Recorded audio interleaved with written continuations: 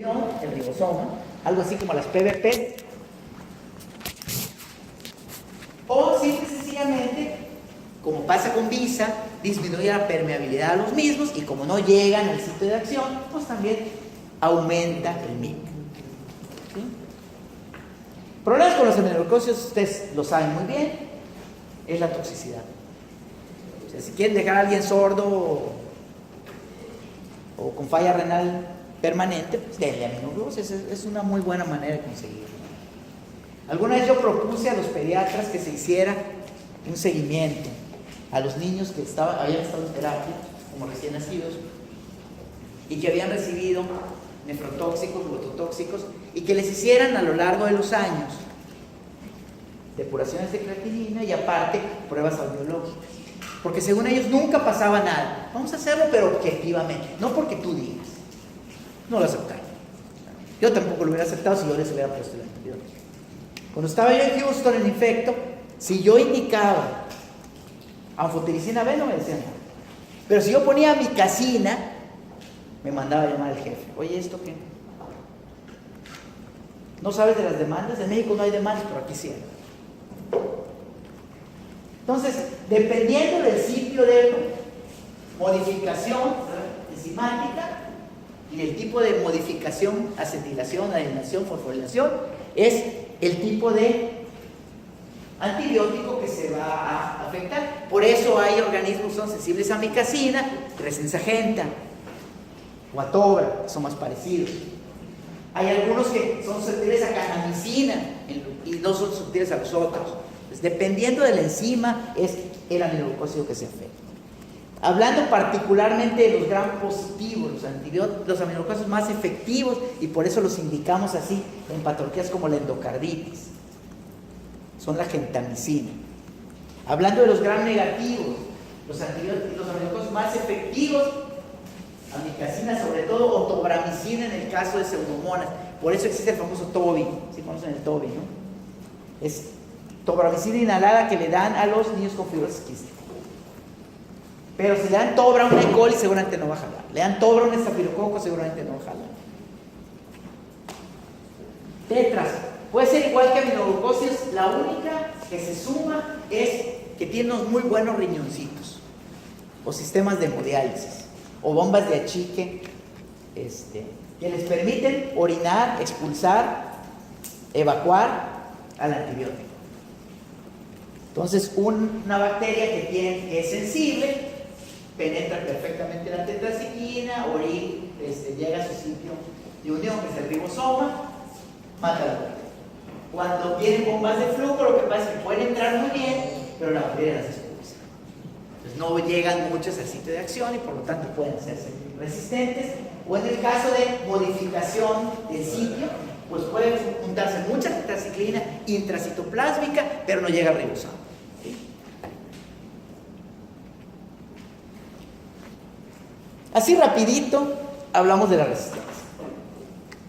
Ahora bien, ya les había comentado, las bacterias son como Peña Nieto. ¿Ah?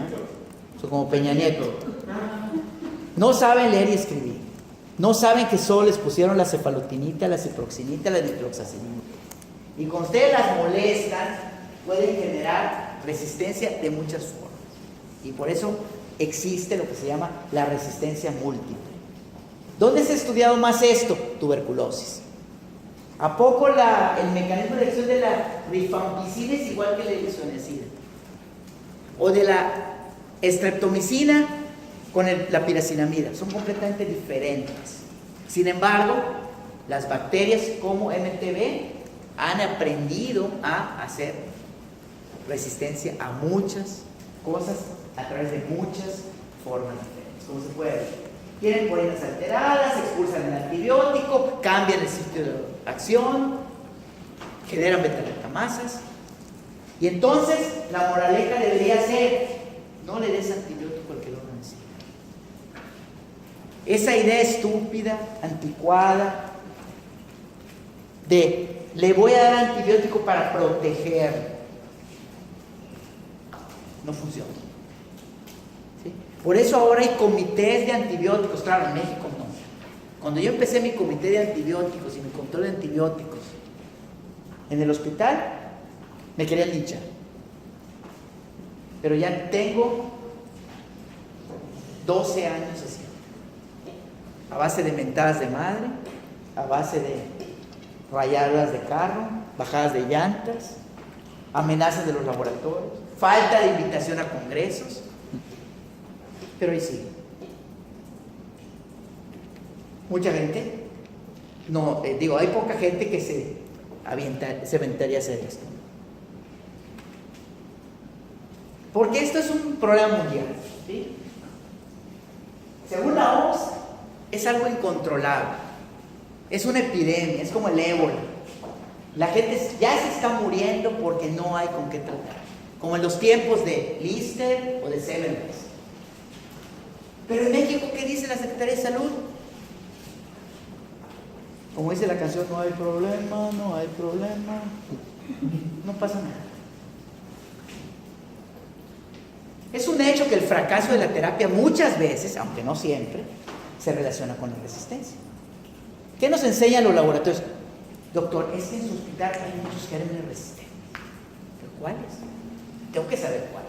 ¿Cuál es mi problema? ¿Son gram positivos, son gram negativos, son enterococos, es vancomicina, son quinolonas, son betalactamasas, son PVPs? Yo todo eso lo debería saber. Pero no lo sé porque para empezar en las escuelas de medicina nadie se los explica. Esta es una de las pocas clases que recibe un médico mexicano sobre esto. Es más, muchos infectólogos tampoco la llevan. ¿Y quién es el encargado de enseñarnos? Pues es la iglesia en manos de Lutero, las compañías farmacéuticas. Es la que te dice qué es lo que debes de usar. Y cuando no lo haces, eres enemigo. Y cuando das una clase como esta, eres más enemigo. Y también es un hecho que la resistencia se da no porque anden volando las Klebsiellas ni los Acinetobacter, es porque usamos antibióticos. E incluso en los países desarrollados, más de la mitad de los pacientes que están en los hospitales tienen antibióticos. Y el gasto de antibióticos es enorme. Y con datos del CDC, cuando menos la cuarta parte o la mitad de las indicaciones de los medicamentos en sus pacientes son inapropiadas. ¿Qué pasa en México? ¿Quién decide eso? ¿Quién dice es inapropiado o es apropiado? Para empezar, ni siquiera lo sabemos definir. En mi terapia, todos tienen que tener levofloxacina. Si no, fuera. Así es en muchos lados. Así como les ponen el omeprazol, que tampoco sirve para nada, más que para provocar neumonías, también les tienen que poner el antibiótico. Y a veces no uno, sino varios. Entonces, así en resumidas cuentas, uso apropiado de antibióticos debería ser cuando yo uso el antibiótico que es correcto, tiene actividad in vitro contra el patógeno y el antibiótico va a llegar a donde yo quiero que llegue. ¿Sí? No le voy a dar amicacina a un paciente con meningitis porque no va a llegar al cerebro, a menos que lo inyecte directo. Pero nadie te habla de desescalar dosis, espectro restringido, cuánto le tienes que dar, por cuánto tiempo, los famosos esquemas. ¿Qué es un esquema de antibióticos? ¿Cuánto tiempo es? Creo que ya lo habíamos visto, ¿no? ¿O no? ¿Por qué 3 semanas? ¿Quién inventó eso? ¿En qué libro está? Es leyenda urbana. Me decía una residente que está tratando conmigo ahora, cuando se lo pregunté, me dijo, sí, doctor, yo lo leí en una publicación. Bueno, doctora, dígame si el autor era mexicano. Sí, era. Entonces no leí. No sirve de nada. Lo digo porque ahí sí lo escuchó en el hospital, no se preparó. Pero ¿dónde está la evidencia de que tienen que ser 3 semanas? Obviamente nadie les habla de lo que cuesta. Ni me importa, tiene seguro de gastos médicos, tiene seguro social. Entonces uno que debe hacer, ¿por cuánto tiempo das un antibiótico? Eso depende de lo que quieras tratar. Y depende también de cómo está el paciente. Entonces deberías hacer cultivos subsecuentes. No necesariamente. Hay infecciones que ya tienen bien establecidos sus tiempos de administración. Por ejemplo, lo decíamos, tricomoniasis vaginal, ¿cuánto? Dosis única. Dosis única, ya. ¿Necesitas hacer otro cultivo? Tuberculosis pulmonar. ¿Cuánto? 6 meses. 6 meses. Ya está establecido. Brucelosis. ¿Cuánto? No asociada a infección sacroiliaca. ¿Cuánto? 6 semanas. Todo eso ya está establecido. Endocarditis. ¿Cuánto? Si es staph, sí. Si es enterococo, 6 semanas. Ya está establecido. Pero la mayor parte no está establecida. De hecho, la política, si ustedes leen las guías, por ejemplo, de neumonía que hay en la comunidad, la corriente es de que cada vez le demos menos, no más. Bueno, la corriente internacional, la corriente mexicana es que tiene que ser 3 semanas. 5 días. Eso dice. Y tampoco conocemos cómo evaluar los antibióticos.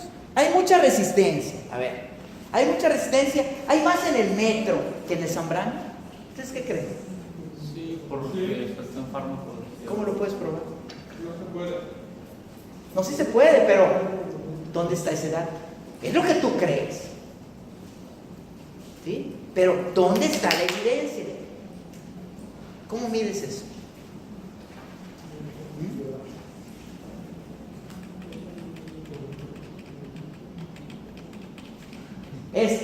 Aquí. Así es como se puede comparar el hospital A con el hospital B, con lo que se llaman bacterias sentinela. Yo quiero saber qué tantos MRSA hay en mi localidad. Ah, bueno, eso es algo específico. Entonces, resulta que en Estados Unidos es el 30% y nosotros el 60%. ¿Estamos mejor o peor? En Estados Unidos hay 55% de enterococo resistente a banco en hospitales. Nosotros tenemos el 1%.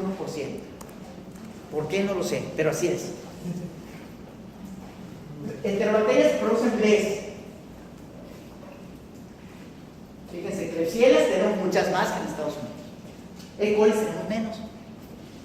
¿Será por las normas de las infecciones urinarias? Pseudomonas resistentes, es prácticamente lo mismo. Pseudomonas resistentes a cipro, ahí tienen más. Entonces, esa es una manera de saber. ¿Han hecho esa comparación? Si alguno de ustedes tiene que hacer una tesis o le interesa, podría hacerlo, es relativamente sencillo. Pero escoja una bacteria y un marcador de resistencia y lo puede hacer. Pero nada más hay mucha resistencia. ¿De quién? ¿De los médicos? ¿De las enfermeras? ¿De los que barren? ¿De quién? Pues ya para terminar, ¿qué necesito para interpretar un antibiograma? Porque aquí el compañero estaba muy preocupado. Primero tengo que saber correctamente cómo se llama el microbio. No es igual un E. coli que una pseudomonas, ¿verdad? No es igual un enterococo que un estafilococo. Crecen casi en lo mismo, pero son cosas diferentes. Tengo que tener un laboratorio que realmente haga bien las cosas. Como decíamos, si resulta que no le pone oxa al antibiograma, pues no hizo nada. Doctor, pero le puso van. Es más, le puso quinopristina. Qué padre, ese antibiótico no existe en México. Me sirvió mucho. Los paneles de antibióticos tienen que ser según la bacteria. En un estafilococo a mí no me interesa probar ampicilina, ya sé cómo va a salir. ¿Cómo va a salir? Ampicilina, un estafilococo, ¿cómo va a salir? Resistente. Me interesa en un enterococo. Ahí sí. Debo saber los rangos de susceptibilidad, los famosos numeritos, que no son igual en todas las bacterias. ¿Sí? Y tengo que saber dónde está mi infección. No es lo mismo una septicemia que una meningitis, que una neumonía, que un absceso intraabdominal. Es diferente. Y hablando de los rangos, que siempre es cuestión de discusión. Ese es el famoso MIC, del que vamos a hablar más la próxima vez. El famoso MIC, ¿qué es? La concentración mínima a la que yo noté en mi tubito, ¿sí?, que hubo turbidez. Entonces vamos a suponer que aquí es 64 y aquí es 32. Entonces, en este lugar donde ya el último lo vi, es 32. Aquí ya no, porque ya al haber crecimiento que sí que hay resistencia. Entonces, pero ese 32 no se clasifica igual en un antibiótico que en otro. ¿De qué depende eso? De la concentración que alcance ese antibiótico en sangre. Si por ejemplo yo le doy piperacilina tazobactam, que en este momento no está aquí, o amicacina, vamos a decir. Si le doy amicacina, con un chirres que le doy amicacina alcanza 16. Pero yo le doy trimetoprim y solo alcanza 2. Entonces, si yo con la amicacina veo que mi bacteria tiene 16 o menos, sí la voy a matar. Pero resulta que con el trimetoprim me salen 4. El rango es 2. Entonces, si yo utilizo el numerito para decidir qué antibiótico me conviene, la regué. Porque el 4 en trimetoprim es resistente y el 4 en amicacina es súper sensible. ¿Se entiende o no se entiende? Sí. Entonces, pipertazobactam, que no está aquí, el rango para sensibilidad en enterobacteria es 16. En unas pseudomonas es 64. Entonces, yo puedo tener 64 o menos en unas pseudomonas y la reporto sensible. O sea, le puedo dar pipertazo. Pero en un E. coli, si salen 32, que es menos, ya es resistente. O sea, esos números cambian según el antibiótico y según la bacteria. Obviamente yo no les voy a preguntar cuál es el numerito, ¿verdad? Porque pues, te los tenía que saber de memoria y eso no se... ¿Quién es el que se dedica a hacer esos numeritos? O establecer esos numeritos.